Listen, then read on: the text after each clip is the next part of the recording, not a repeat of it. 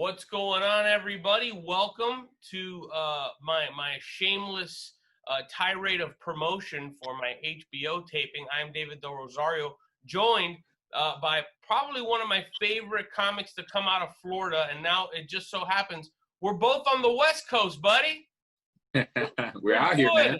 My buddy JB Ball is joining us, so big round of applause for JB Ball in the building, doing big things. Jay, how you doing, man? I'm good, dude. I'm good. Just busy as always. My schedule's like insane. Yeah, no, I mean, you're definitely, I was thinking about it, especially after we filmed some of the stuff for the project that you're currently putting out and working on, all while this is going on, which is kind of crazy. It blew my mind when you told me about it. But you handled everything that's been going on with comedy in the past several months in the most intelligent way possible that one would be, especially as a creative. So that blew me away. So if you want, please, tell us a little bit about what it is that you're working on right now, and then I'll talk about what I'm working on. And so right now, what do you got going on, bro? Tell us more about the project you're working on. Yeah, so I've been trying to make a bigger imprint within the sketch comedy space. Obviously stand-up's my bread and butter, and that's what I can pay my bills on and stuff. But at a time like this where you can't hit the road and do stand-up, you got to find new ways to get creative and still address things that are going on or things that don't necessarily have to be going on to be funny or relatable or entertaining or whatever. So I have 10 music videos that are all comedy sketches that are coming out every Saturday starting since 3 weeks ago. So we just released the third video today, and it's doing really well. It's everybody seems to love it, and it was a lot of fun. And it's very cinematic. I love it. Yeah, man. It's just we're trying to hustle hard, man, and just do something that I really haven't seen it done like that. Yeah. Especially not under these conditions. It's really hard to film during the quarantine, as I'm sure people can imagine. You have very limited crews. You got to film with skeleton crews and follow CDC regulations. And so people think just because we're filming, we're not following regulations. It's nah, dude. It's we have to film this with so much less resources. Yeah. And you would never know because the production value is still going to look like we had this amount of people. But that's all planning and good fortune and great equipment and great people who understand what they're doing. And if you saw what my work hours were just to make it possible, it's insane.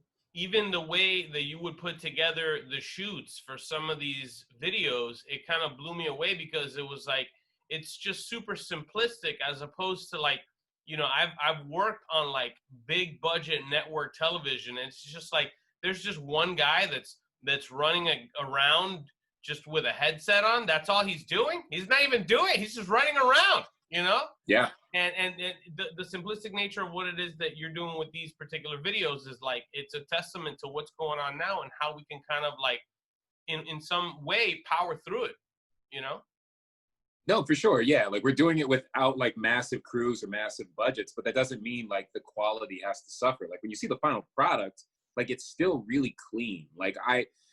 The best way I could summarize it is when you're looking at that situation where you see the guy running around with a headset, well, they have the budget to have that guy with the headset. Absolutely. His job Yeah. isn't important, right? But he relieves stress on another person who doesn't have to worry about any of that, right? That's so true.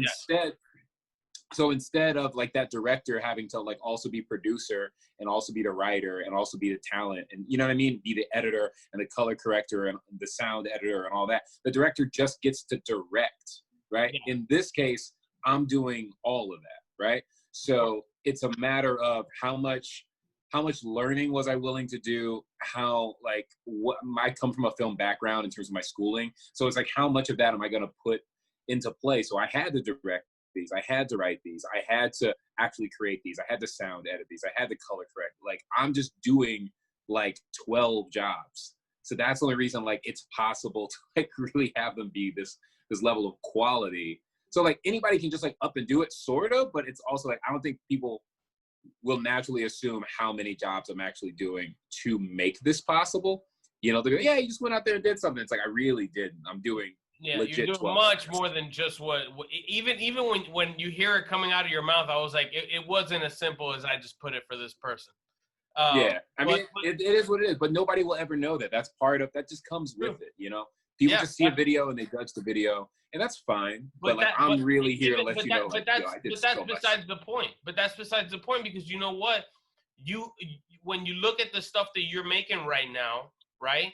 And you look at something, and I was even talking about it when you started pumping out the videos, is that you haven't seen anything remotely close to this since like No Sex in the Champagne Room. Even close, even in the same neighborhood. But we're talking about like just the fact that you have like you're working under these particular circumstances with these kind of crews, and to kind of like segue into this other thing that, and as you could tell from behind me, there was a huge crew that put all this shit together, man. Like the HBO taping. And I'm sure you probably got a little bit of that with Heart in the City, but just like people running around, people just like, with the headsets and the clipboards, is make sure that this is and we got the shirt, and it's okay, 10 minutes.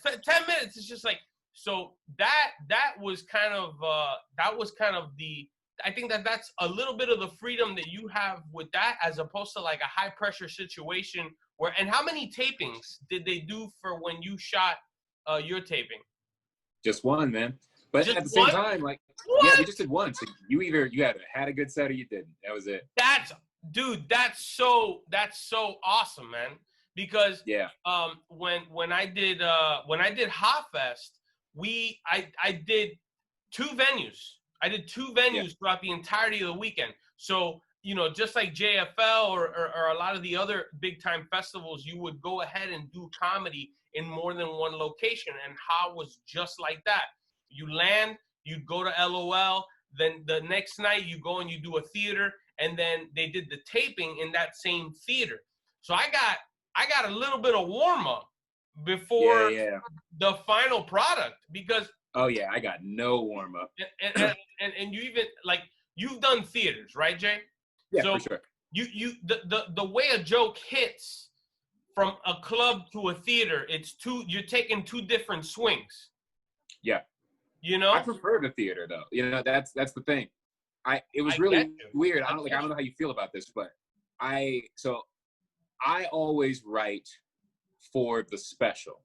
So like any joke I ever write, it's with the intent of being able to use this in a special. So like if it doesn't fall under that format, for me, I let it go. Like I never tell it. Yeah. So anytime I get to do a theater, that's when I get to see all the jokes play out the way I actually designed them. When I go to a club, it's like me trying to do theater jokes in a club, and I just see how well they play there. And the majority of the time, it works great. Yeah. But they're not really intended for that situation. Like there's a way to be funnier in a club, and I sort of like consciously don't do it because I'm constantly trying to like perfect this material for if I did a special in a theater. So like when I get that opportunity, every theater I've ever done like was one of the best shows of my life. Like, so every time I do one, it always like reaffirmed. They're like, oh no, you're doing exactly what you intended to do. This is right. And it almost feels like when the material is that fortified, is that they're there primed and ready to jump right in on your mind, Yeah. So that and gauging from your material and what's led up to this taping that, by the way, it comes out August 20th. Do you got a release date on Ball for President, like for the entire album? Yeah, September 2nd is when the album becomes available. It's available for pre-sale right now. Amazing. And then, so that's going to be halfway through the release of the video. So 5 videos will be out, plus some extra stuff as surprises. But yeah, half the album will be released in videos when the actual audio album is available for sale. That's awesome, bro. That's awesome. But yeah, so what I wanted to also bring up and that led to not just where you're at right now with and where I'm at right now with regards to our comedy. You're in these uncharted waters of creating your own content and like you're making this project happen, and you're in a sense you're keeping your own ship afloat. You got your own party going. You're done. Yeah. You're done going to people's parties. You're done leading the parties. Like, I got my own party going on, Right. Like, dude, I got this taping coming out on Tuesday. You got the album coming out in September. that's really where we're headed. You know, Right. it's just digital content, stuff that we can see, stuff that we can watch, stuff that we can listen to. And Yeah. I mean, like, I feel like this is great, especially for you know, a guy like you and I. I'm talking to a few other people that either when this happened, they either got on top of it or they got on top, or it got on top of them. You know? Yeah. And Yeah. I'm very much one of those people who's like, yo, okay, this is what we're given. Let's make lemonade. I'm always just like, okay, if this is what we have to work with, what can we do that we could be proud of? yeah, You know, like we've talked about this. Like, so I'm not a person who will do what everybody's doing. Like, just because it looks like that's the trend, that's not really the reason I would do it. You know what I mean? Like, I got to do something for my reasons. yeah, So I'm always looking to like, okay, well, how can I bring something original to this if I'm going to do it? Like, I don't want to yeah. just participate. So that's part of the reason why, like, I haven't been necessarily doing the Zoom shows as much, because I just feel like I don't know that I'm bringing anything special to them. If anything, Oh like, no, I would just neither am be I. doing them to Don't kind of worry. like stay. Neither am I. Oh no, I get it. No, but it's like, but there's also like, there's that urge to tell jokes and to have that response and stuff. And I just go like, yeah, but then I'm going to be focused on like writing material that like probably by the time the quarantine's over, it's not even going to be useful, or maybe it can be, but like, Yeah, I just thought like put my energy into another space, see of what could course. happen there. Yeah, The response so far has been great for everybody who's seen it. Like, everybody's been so like happy and like, this is crazy. I've been offered to be on like 6 mixtapes at this point. Like, I'm getting calls from people that I never would have dreamed would have saw the stuff. So the views, like, it's nowhere close to an insane or impressive amount. yeah, But sometimes it's like, it's the quality of the product that'll see yeah. through, right? And then with time, everybody will get to see these things. So I'm not really worried about like where it's going to end up. Like, I believe in it, right? But like the idea was they're gonna focus on put, making the most of this. dude, they're gonna get my HBO taping and your Ball for President album. They're gonna put it in a space capsule and they're gonna Right. shoot it. They're gonna shoot it to Jupiter, bro. And then the aliens can watch and listen to our shit, and they're gonna be cracking up in space. So Yeah. They're going to be like, who the fuck was this Trump yeah, guy? dude, they're from Florida. Florida. Oh, just wait. Just wait till you see what I got coming. I got a Florida banger coming. I can't wait. Dude, I mean, listen, man. I think we come from a very special place, as crazy, insane, and weird as it is. I'll say, as far as Florida and my development, like, I mean, Florida's 100% of my development, you know? Yeah. One of the things I like the most about Florida comedy, and I've been around the country a decent number of times, but I don't want to speak like too in depth about someone else's scene who would know it better than I would. But what I'll say about Florida is you really get adept to performing under all of the best case and worst case scenarios. Like, there's a way to win all of them. And Florida provides you with an opportunity to like hone those skills. Yeah. So one of the things I noticed that I benefited from was when I first started doing festivals. I guess what a lot of people don't know is like when you're doing a festival and you're doing multiple shows, not every show is at a club or at a theater. Like, sometimes you're going to do like an arcade bar or some restaurant, or like you'll do these like weird places, right? And what I noticed when I did this festival was, of everybody that got selected, there were only like 3 of us at this first festival that I did, which I won't name because I don't want to put anybody out. Yeah. But there were literally only 3 of us who could handle the situations that we were performing under. Like, everybody else, it was so clear that they had come up in such a particular circumstance, and they only performed under that circumstance, that when they were up in front of like these other situations, they had no idea like how to even help their material play there, or how to like really control this environment. And so Florida helped me not be afraid of any stage. You know, like, it's really rare that I get on a stage and I go like, this feels foreign. You know, I get up there like, oh, this is just like such and such. This is like the time I did blah blah blah. Like, it's all relevant. That's so true. One Tuesday you do a room with like had caged parrots, and then like the other Wednesday you did this particular place that had a place that was like housing illegal stolen cars, and then there was like another, and like that's the preparation though. That's that preparation. It put us I had a under gun pulled on me. You know what I mean? I was on stage telling jokes and somebody tried to pull a gun on me. So like the idea that some random crowd is going to scare me at this point is so absurd. Like, you know what I mean? Like I'll get up, I'll be, yo, no one's going to shoot me. So like, what am I afraid? You know? Yeah. And that guy, after you went on, he pulled that same gun on me. No, I'm just, that'd be great. That would be a fucking great bit though. Wouldn't it? An audience member that just after every comedian is like, be funny. Or so, I don't know, something. I mean, something I think it's funny, the notion that he had a gun and got to stay at the show. That's but the then best again, story. It's also like, well, he's got a gun. Who's going to stop? Who's going to make that guy go? That's the best I'm a bouncer story. for $8 an hour. I'm going to put my life on the line to get this guy with a gun out of here. You're like, I guess this guy with the gun's he's going to run the show now. Yeah, no, it's going to be great car talk on the way back with those couples. Hey, so that guy pulled a gun on all the comedians tonight. That's pretty wild, dude. Like, how deep into your set did he pull? Okay, so I got like 7 minutes. You got like 5 minutes. Yeah, dude. Jeez. Even the comics are gonna be talking about that guy having pulled the gun. And it's like he doesn't shoot anybody. He just pulls the gun out, whips the gun out, and just really whips it at you. You know, he's just like, yeah, like get on with it. You know. I remember that happened. I had never demanded my money faster. Than at that show. I was like, I'm done. Pay me. I'm never coming here again.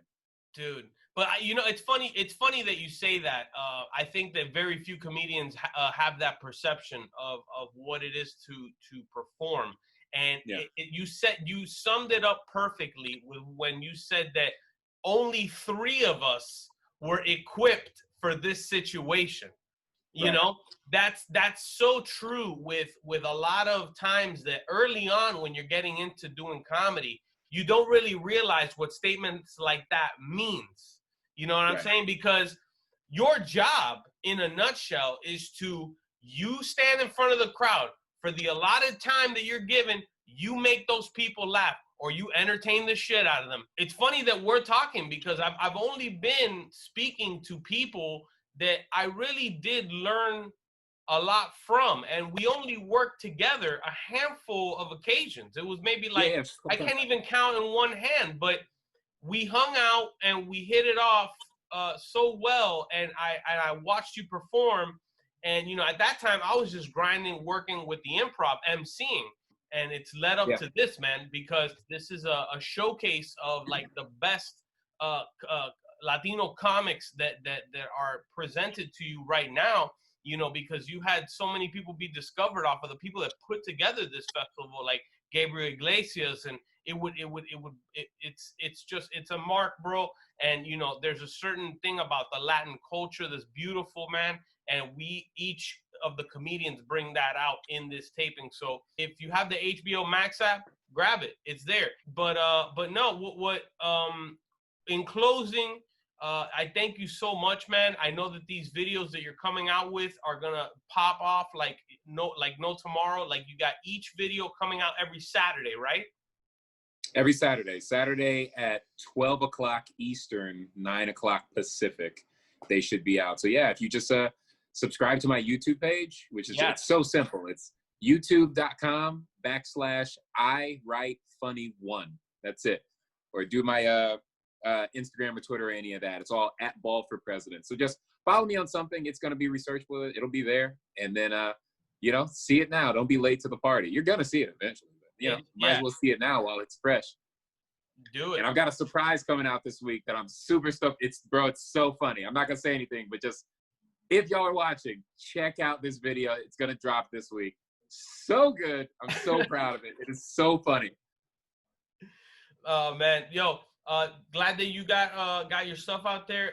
By all means, please follow, share, like, and subscribe to JB's YouTube page and social media. The album drops on September 2nd, Ball for President.